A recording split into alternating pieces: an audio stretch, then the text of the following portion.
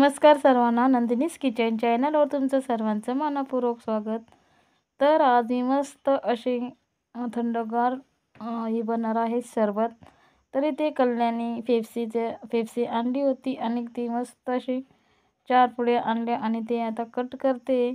तर ते बनवणार आहे माझे मिस्टर। तर ते आता इथे दुसरीही पेप्सी कट करून घेतली, आता तिसरी कट करते। तर मस्त असं छान थंडगार सरबत बनवणार आहे। तर फ्रीज नसल्यामुळे मग मी असंच सरबत बनवत असते, तर एकदम साध्या आणि सोप्या पद्धतीने। तर हे बघा इथे चौथी पण आता पेप्सी कट केली आहे। तर एकदम मस्त असं छान सरबत करणार आहे। तर व्हिडिओ स्किप न करता बघत राहा आणि चॅनलला एक लाईक, शेअर, सबस्क्राईब आणि कमेंट्स करायला विसरू नका। तर इथे मी घेतलं आहे।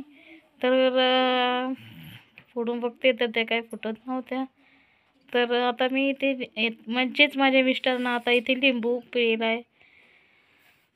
तर इथे दुसरंही लिंबू कट केलं आहे। मस्त असं सरबत आता एका चाळणीच्या सहाय्याने चाळून घेणार आहे। तर ते म्हणे चाळणी नको घेऊ, तर मग मी काही ती बाजूला काढून टाकली चाळणी। तर मस्त असं लिंबू सरबत कल्याणी पेप्सी मस्त असं छान कलर येणार आहे आणि मस्त असं सरबत होणार आहे। 4 ते 5 ग्लास असे आरामशीर होऊ शकते, इतकी कल्याणी पेप्सी इतकी छान।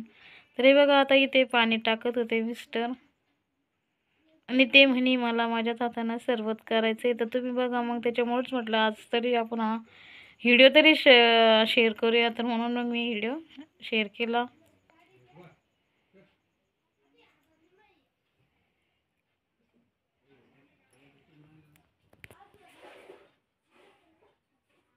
तर आता इथे सरबतमध्ये टाकते साखर। तर साखर टाकता वेळेस व्हिडिओ झाला स्किप, तर इथे साखर पण टाकून दिली पण व्हिडिओ स्किप झाला। आता इथे घेतलं आहे कटर आणि त्याने असे फिरवून साखर पिघळण असं करायला लागले।